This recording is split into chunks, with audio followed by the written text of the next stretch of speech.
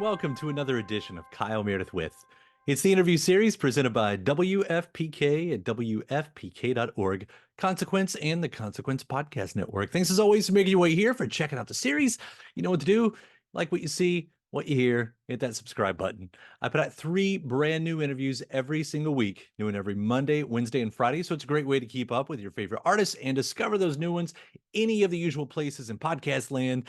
That includes Spotify, Apple Podcasts. You can get us at NPR, WFPK.org. Consequence, YouTube for the video versions, anywhere you get your podcast from. Subscribe to Kyle Meredith with. That's me, Kyle Meredith. Today, so exciting. I get to talk with Natalie Morales. You know Natalie maybe from Parks and Recreation, from The Morning Show, from the many shows and movies that she's been in. She's in the new Jake Johnson film, SelfReliance, playing now on Hulu. She plays Jake's ex-girlfriend in there. Of course, the movie itself tells a story of a guy who's offered $1 million if he can survive for 1 month with some hidden assassins roaming around. It's a dark web reality game. Lots of comedy involved. Natalie and I are going to talk about how it's a really multi-genre, her friendship with Jake Johnson. We're also going to talk about her time directing. Not only has she directed movies like Plan B and Language Lessons, but she's also done a handful of music videos that we're going to get into. One for Andrew Bird that I want to hear about. We'll actually hear about music as a big driving force of how she works, and especially when she's directing and making a movie. All that and so much more. This is such a fun interview. One of my favorites. It's Kyle Meredith with Natalie Morales. How are you, Kyle? I'm good. I like your setup. Thanks. It makes me feel very like in my room. I like it. That was probably a little bit of it. I like to say these are, if you don't know me, at least I got these guys speaking for me. You know, it's Yes. like, no, Yes. it's okay. You got the cat power. You got the old alarm clock cassette tape. You got Ren and Stimpy, or just Ren? No, it's Ren and Stimpy. Ren and Stimpy. Slash Is that the Fonz? the No, Fonz. the Fonz. Okay. It's usually the one that escapes everybody. It's Jose Gonzalez. Jose Gonzalez. Wow, I didn't know they made a bobblehead of him. Don't they make a bobblehead? Don't you have a got bobblehead yet? I don't think so. I am practically a bobblehead, but I don't think they've made one of me yet. Well, it's such a pleasure to meet you. Likewise. Yeah, let me start off by congratulating you in your role as Chip Bag Lady from TikTok. I've so enjoyed all the fame and Oh boy. accolades that came your way in the past few weeks. That just really is an example of me, of just my luck in that TikTok pays you for having a popular video that's over a minute long. And because I wasn't thinking about monetizing that, it's 58 seconds long.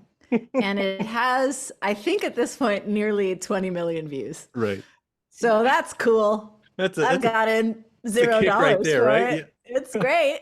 It's great. Seriously, Yeah. and I'll get to the actual main point of hand, but I want to echo what so many people said. Even though there was the expectation of the pop, it was so much louder than I expected it was going to be. Yes, I'm so glad. Can I confess something to you? Sure, please. It's a shotgun sound effect that I put in there. Is it really? Yes, of course it is. I feel so had. Yeah, that's the point. I mean, look, I will say this. The actual sound was really loud. It was so loud that it like popped the mic on my thing. So it's like a blank sound when you watch the actual video. And I was like, okay, it's the reaction is real. It was a really loud sound. But then I was like, what would be funny to put in here? And it's literally a TikTok sound effect that's a shotgun sound. And I was like, that's funny. And it really worked, I guess, because everybody really fell for it. Yeah. No, it really works. Yeah. No, but you forget, Kyle, I'm a director. I'm a filmmaker. And yeah, there you go. You know what you're doing. You know Yeah, what you're I doing, do. even in these little moments. I do. Well, seriously, it was so fun seeing you in SelfReliance. Thank you. Which is such, of course, a fun movie with that Jake has done here. I'd love the obvious start here. How did you end up in this role in this movie? I was really lucky that apparently Jake knew who I was and asked me to be in it. And that's how I got it. I mean, I'm a huge fan of Jake's, and I was like really excited. Barely read the script. I was like, yeah, sure, I'll do it. And my agents were like, don't you want to see what it is first? And I was like, I don't care. He's directing. It's gonna be good.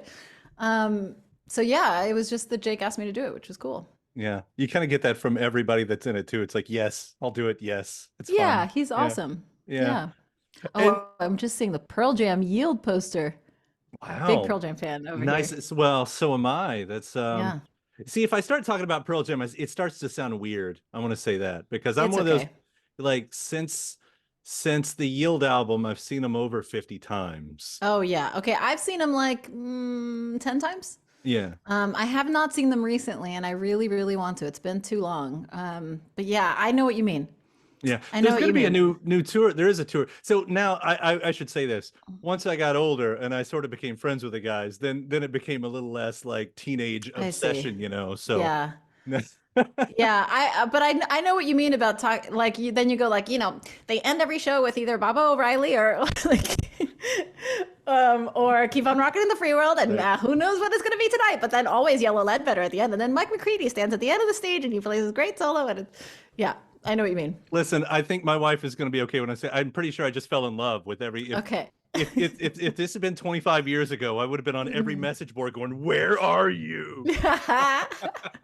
I know what you mean. Yeah. I need to see them on this tour again. I'm really excited about it. Anyway, Yeah. sorry. You were talking about the movie and I got derailed because you moved your head and I saw that poster. And seriously, we could go the entire time on Pearl Jam here, and that's another interview for another Okay, time. sure. We're Have gonna me do it. back. Yeah. But okay, so you play the infamous ex-girlfriend in here Yes. in Self-Reliance. And it's interesting because like everybody outside of a couple actors really has to do a lot with a little bit of screen time. And what's so impressive is everyone does. Wow. And it's Thanks. only after I started thinking about it, like you're not there a lot, but your impact is Hmm. huge. Sort of because like a lot of what he's doing is revolving around this backstory that we aren't even privy to, that we didn't see. Yeah. I don't know if that's on your mind when you're going to this, or you just do the page as it is. I mean, how do you approach something like this? Like, how is there a trick to that? Into being memorable, even though you only have one scene. A little bit, yeah.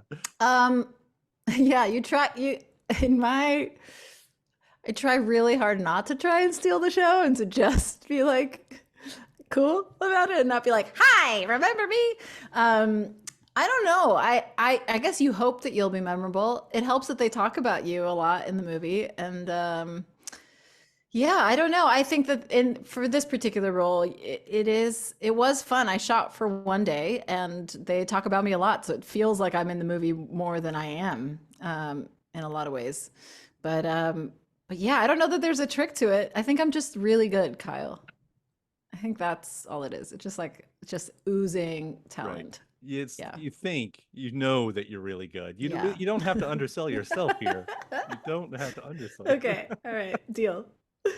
It's fun though. I mean, especially watching these last few years. Like for Jake, this it's his first time doing the whole trio, the writing, Mhm. directing, starring. You have also done the directing in the past. In fact, did I read right that knowing that you wanted to get in directing, you started doing music videos? That's correct. Yeah. Like who Yeah, were they? I did. I mean, I did a bunch of free music videos for all my friends who were in bands. And then I think the one that got the most attention was a video I did for Andrew Bird. And I did that in collaboration with Every Town for Gun Safety. So it was a music video of one of his songs, but sort of a PSA in a sense. He re-released it in order to like put attention on this cause, which I really liked. So yeah, I did that one. And then yeah, I mean, I've always loved music videos I think music videos since I was a kid was what really inspired me to direct, you know? Um, I just always liked the idea of them, and I would always imagine when I would hear a song, I would always imagine what the music video would be. And then practically, as someone trying to get into directing and doing it with no budget, you're like, don't have to worry about sound. That's one less thing. Great, you know? Taken care of. Yeah. Yeah. Well, that's it. I mean, so many successful directors got their starts in that in that space. I mean, when you talk about Spike Jonze and David Fincher Mhm. and Michael Bay, even and all of those, like what why is that such a good training grounds? I genuinely think because you don't have to worry about sound. That's it. That's it. I mean, at least for me. And also you have, okay, I think if you think about music videos, there's two different ways you can do it really. Maybe there's more than that, but I see it as like you can either do like some sort of narrative thing or you can do pretty images to music, right? Interesting or creepy images to music, whatever. You know, you can go the Nine Inch Nails route or you can go the like it doesn't have to make sense. It could just be images to something, or it could be some sort of story. And then you also have the music videos that are almost little mini films that either have or don't have the musician in the music video.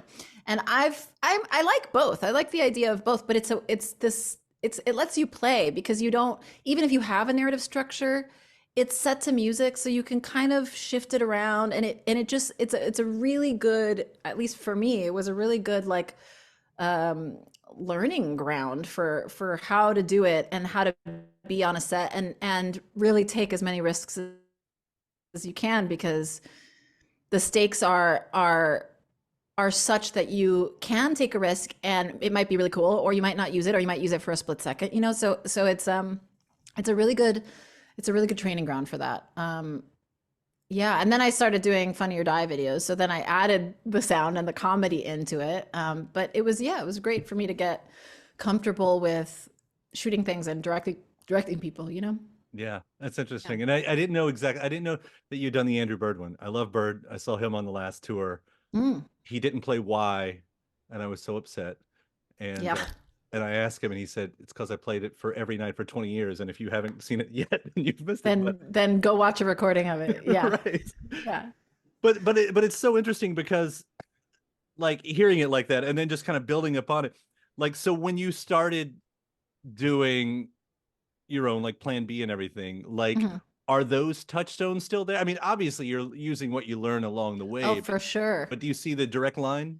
For sure. I mean, music is a really big part of how I work, especially as a director. I mean, I was so intense about the music and in Plan B, and I knew some things. Like I knew before we even made the movie and before we got the rights and before we could pay for things, I was like, I know that when they're in the grocery store, it's going to be girls. I mean, sorry, in the pharmacy, girls just want to have fun. It has to be playing in the loudspeakers. And that is because when we scouted the pharmacy, that was playing. And I was like, how ironic. This is beautiful. And then there's a lot of like my editor for Plan B, Nate, and I had so much fun with the music in like making jokes about the music. And like there's a lot of editing jokes that happen with the music in that movie that I really love. There's when I saw Everything Everywhere All at Once, I was like, oh, they made a story of a girl joke in their movie, and I made a story of a girl joke in my movie. And I was so like excited that we both thought of the same thing. Theirs is different than mine, but it was just funny to have these, I think when I think about directors that I really admire, there's not that many from my generation. They're all like Gen X and above, because my generation hasn't really been given that much opportunity. And the Daniels now are like on my level, and it's really inspiring to watch them work, because I can't tell you how many ideas I've had when I've directed or written that have been shot down by Gen X producers or older producers who just don't understand this like a millennial joke in a sense. And I've been like, oh, okay, yeah, sure. And then I watch Everything Everywhere All at Once, and I'm like, that's like exactly how my brain works. And there is an audience for it. And it's exciting to make these jokes or these ideas or have these things that are very much my generation and for people around us. So I really like that. And there's a lot of music stuff in Plan B in particular. In language lessons, it was different because it was such a grounded movie that we barely had any music in it. We had some songs, and I wanted them to all be by the same person, which is Gabby Moreno, who's incredible. She did our very minimal score and a few original songs for our movie. So that was a little different music-wise, but Plan B for sure has tons of music stuff in it. It was very important to me. Which is, for no surprise at all, my favorite movies. My favorite movies always, not that I go into saying I want to have a favorite movie that has a soundtrack, because obviously I have some that don't. Yeah. You can't see it in the shot. Over my shoulder on this side is just nothing but soundtracks, just a Oh wall yeah. of soundtracks, on CDs and everything. And I don't know. I mean, again, it's the obvious thing, but it just adds something So that much. yeah. I mean, the movies with great soundtracks are like some of my favorite movies too. And yeah, I put a lot of thought into it. And sometimes when I write a script, I put in songs in there that I hope will make the end. But did you ever see that? I think it was like How Movies Got Made or one of those series on Netflix, and they were talking about Dirty Dancing and how in the script they were like, you cannot change the songs that are in here, which is not the power a writer ever has. Right. And I was so impressed by that because I was like, she's not selling it to anybody who won't put those songs in there. That's so badass. And I loved that. And that's one of the best soundtracks of all time. One of the best of all time. Yeah. Made the movie, honestly. Yeah, Yeah. absolutely. Yeah, no, you've got to hang on to those. And I'll quickly, as we jump back and forth here, Self-Reliance does an interesting thing too, because I don't know, what Jake had in mind for this and what he had the budget for in this, but it becomes a mood because he goes for these sometimes Spanish and Latin, Southern California, like that ends Hmm. up being like the soundtrack and almost like bygone sounds that I wouldn't have matched with a movie like Hmm. this. But and again, as a filmmaker, as yourself, like at some point, if let's say if you don't have the budget for Dirty Dancing, Hmm. like you still can make it work. You try. You really try. Sometimes it's really heartbreaking. Sometimes Miley Cyrus doesn't want a license party in the USA no matter what you do. No matter how good friends you And are. you're like, this is the perfect song for this moment. Um, and then you go, well, maybe Creed will work. you know? But like Womp womp. it is heartbreaking sometimes, but and you also don't want to like, a lot of people do like a sound alike thing and you don't want to screw over artists by making something that's almost that and you kind of screw over your movie by doing that. And I kind of hate doing like songs that no one's heard of and pretending we've heard them if there's a song like that in the movie, but sometimes you just don't have the budget for it and it sucks. Um it really sucks, Yeah. but you try. Well, I will say that he made the best of You sure everything did. on Yeah. Self-Reliance. It was not a big budget. I can tell you that. Yeah, Yeah. I imagine so. Everything about it, it just seems like everything works. Everything worked, and that's so hard to because nothing is for certain, Yeah. when you're making a movie. I know we're getting close to the end here. I want to quickly bring up too my dead friend Zoe, which I've been so interested in the little bits that are out there. Yeah, I'm excited about it. Yeah, so far. So PTSD, you've got are you the dead friend? I see the shot of you in the back, so that's what I'm guessing. Yeah, I'm Zoe. Yeah. Yeah. That's got to Yeah. give some fun license to what you can do with a character, though. It sure does. It sure does. Yeah. Yeah. So, Yeah, I'm really excited about it premiering at South by, so that'll be fun. yeah. And I've got to say, executive produced by many people. But one of them is Travis Kelce True. Yes.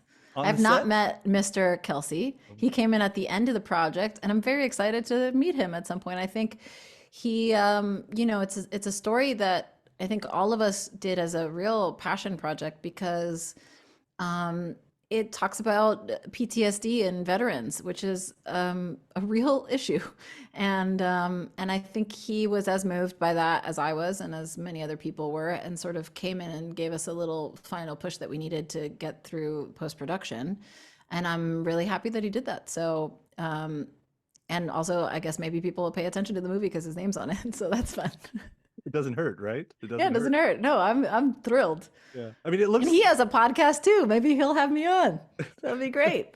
manifesting. That's what Yeah. it's manifesting. Yeah. It looks good enough to stand on its own even beyond that. It really does. And I even like, and just for the sakes of this interview, at least the similarities of the possibility, at least, um, in Self-Reliance, Tommy has the problem of people thinking maybe he's crazy because they can't see all of this. And I feel like maybe there's a little bit of the similarity. Is that fair? It's different. It for sure is different. I don't want to ruin it for you, but it is different. But I do think you will like it a lot. Yeah. I Yeah. can't wait to see it. So South by, Yeah. that's coming Yeah, up. South by. South by. Yeah. Yeah, right on. In the meantime, you also have the Night Crew variety show, and God, I wish I could make it out. Yes. Are you still doing those? I think I am. Yeah, it's a little tougher now that there is no strike, and I don't necessarily know what a Wednesday will look like. But I think I am gonna do one in February. I'm waiting to hear a few things, but I think I'm gonna do one in February. It's so fun. I had Jake on one of them. It's I play kind of a weird character that is I guess do you remember Martin Short doing Jiminy Glick? Absolutely. Yeah. Okay, so it's kind of Jiminy Glick-ish, except hot. and What are you and saying about Jiminy Glick, right? yeah, I just kind of play this heightened version of myself that is like interviewing people as though they're on a date with her and not like they came to this show, and like both really insulting and flirtatious, of course with their consent. And it's really fun to do. And I have a bunch of different guests on, and I have musical guests, and I sing some songs, and we always have weird surprises. And it's a really fun thing. I really wanted. I was really craving community, and I think we all kind of are. And I wanted something. Then it's called Natalie Morales and the Night Crew because everybody that comes to the show is part of the Night Crew, and so it's just I wanted a thing that felt like, oh, there's this thing that happens once a month or whenever I can do it that we can all go to, and it can be part of the crew, and it feels like a thing we're all a part of. And the people that come are the best. And yeah, if you're ever in LA, let me know. I mean, I hope. Where are you? Where are you based? I'm actually in Louisville, but I go out to LA Louisville. once or twice a year. So Okay. yeah, I'm Well, out I there. don't know that I'll do it in Louisville, but if I go on tour at some point, if this becomes really successful, then yeah, maybe I'll be in Louisville. It's such a fun concept. I'm just waiting for the moment when the light bulb hits and you turn this into a role somehow. Listen, I got a lot of roles in my head. I think there will be something there. I mean, people have been like, "Why don't we do a late night show?" And I was like, "Because I don't want anyone telling me what to do. That's why I don't want some network being like, you can't say this," because I want to say all the things, you know. Right. So we'll see. I don't know. It's fun to do, and mostly I just really like connecting with people and making people feel like they have a place to go. You Yeah. know. Well, Yeah. that's a good message, and one that we find in Self-Reliance. Yes. It's all about the connection and the community by the end of it. And seriously, you and the whole crew, it was so much fun to watch all of you do your thing. And I Thank seriously you. love watching you and everything, and the morning show and Chip Bag Lady. Don't coin that. Don't coin that. I don't want to be known as that. I didn't do it, you did it. Yeah, but there's different names you can do, Kyle. You could do chips on a plane. You could not chip bag lady. I don't want to be chip bag lady. We Chips can on a you plane. gotta rework this somehow. Give me another name. Motherfucking chips May- on a plane. yeah, exactly. No, let's do another name that doesn't include lady in it, and we'll be okay. That will be all right. Yeah. Natalie, seriously, thank you so much. This was so fun taking the time. I will. Yeah, thank you. Yeah, if I don't see you at the Night Cruise show, then I'll see you on the Pearl Jam tour this year, right? Sounds good. Yes, I will be there. All right. And thanks to my guest. Also, thanks to you for checking out the episode in the series. Before you get out of here, hit that subscribe button. Again, you get 3 brand new interviews every single week. New one every Monday, Wednesday, and Friday at right here on YouTube, or of course anywhere in podcast land, including iTunes, Apple Podcasts, Spotify, Podchaser, NPR, or WFPK.org as well. A great way to keep up with your favorite artists and discover new ones as well. Then after that, actually head over to WFPK.org. That's where I do a show Monday through Friday, 6 p.m. Eastern. It's an hour full of song premieres, music news, anniversary spins, bonus interviews, Monday through Friday, 6 p.m. Eastern at WFPK.org. Consequence has your music and film news. You can also find me on the social media spots, Facebook, Instagram, mostly on Twitter. All 3 of them, the address is at Kyle Meredith. Do hope you like and follow along. That does it for another edition. I'm Kyle Meredith. I'll see you next time.